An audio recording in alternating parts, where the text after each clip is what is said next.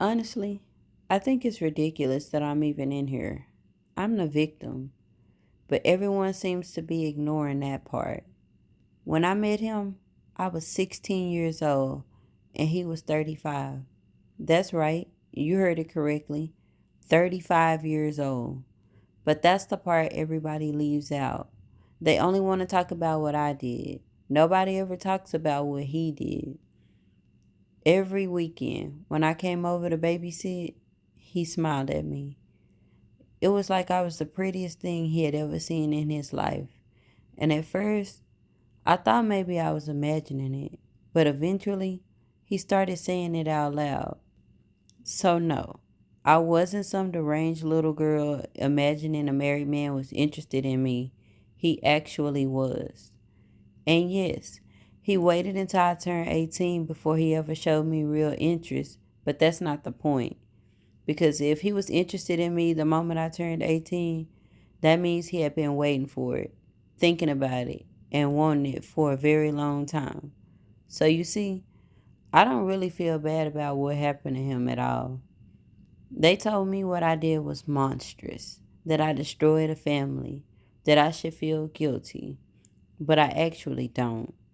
Because look at where I am and look at where he is. I'm the victim here. I'm supposed to be starting my freshman year of college right now, moving into a dorm, meeting new people, starting my life. But instead, I'm sitting in a cell, and everyone keeps asking me the same question: what happened that night? So I'm just going to skip straight to the point that I know everybody wants to hear. Picture this. For months, he had been saying that he was going to leave his wife. And honestly, I never really believed him. But that didn't stop him from saying it. You see, he wasn't the only one committed to somebody else. I had a boyfriend too. We had been together for 2 years, and I truly believed that one day he was going to marry me. I don't think anybody ever loved me the way this boy did. But back to this married man.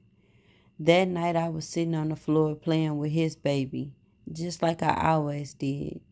And suddenly, he started kissing me. Normally, I would kiss him back, but that night, I just wasn't in the mood. The only thing I felt like doing was my actual job and just leaving.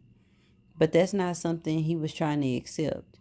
He kept on trying and kept on trying and kept on trying, and I just kept pushing him away. After the third time, he looked at me and said, "You know what? You think you can just end things with me, but that's where you got it wrong. You're going to keep doing what I've been paying you to do, or that little boyfriend you got, he going to find out what type of girl you really are." And in that moment, I can't really explain why I reacted the way I did, but I did. I saw my whole life flash before my eyes, my future husband, my dreams, everything just slipping away. And because of a man who so called had already found the love of his life and had a family, I just couldn't help but think, why does he get to take that away from me? Why does he get to be the one to decide my fate? And right then, I decided something. He wasn't about to. So I just told him, let me put the baby to bed first. I don't want to do this in front of her. And of course, he smiled with that smug ass look on his face, like he had just gotten his way again. And that was good. That's exactly how I wanted him to feel. Like he had me right where he wanted me. Now, this is the part where everyone says I should have left. They say I was out of danger, that I could have walked out the front door and just gone on with my life. And they're right. I could have. But I didn't want to leave. I wanted to show him I wasn't his personal toy, that he couldn't play with me whenever he wanted to. So when I came back, I sat down on the couch right next to him and I let him kiss me because that's what he wanted to do. But what I wanted was for his wife to walk through that front door, because when I left the room, I called her. I told her it was an emergency with the baby and she needed to come home real quick. All I had to do was keep him distracted until she got there, preferably with his clothes on, because I definitely wasn't trying to let it go that far. And just like I planned, she walked right through the door while he was all over me. She started screaming, crying, exactly what I expected. But the only thing I didn't plan was that she wasn't going to be angry at him. She was angry at me. And like I said, I'm the victim here. He's the one that's married. He's the one that's kissing me. But she didn't see it that way at all. The moment he saw her, he shoved me off of him like I was trash.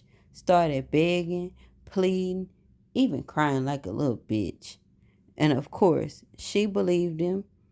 That woman looked at me in a way that if looks could kill, I would have been dead right there on the floor. She started yelling at him. He started apologizing. Both of them talking over each other. Neither one of them even looking at me anymore. So I stood up and walked right in the kitchen. I remember hearing them still arguing behind me, her crying, him promising her nothing had happened between us. But when I came back in that living room, things changed very quickly. There was shouting, a struggle, and then suddenly everything got quiet, except for one thing. The baby started crying upstairs. So I stood there for a second, and then I thought about something real clearly. The baby is crying, and she's going to stay downstairs with him?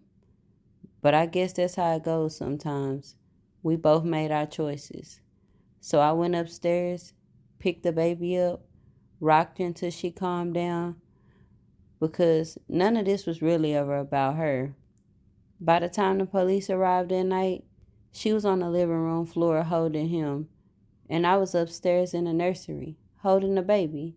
And if you ask me, I think at least one of us made a smart decision that night.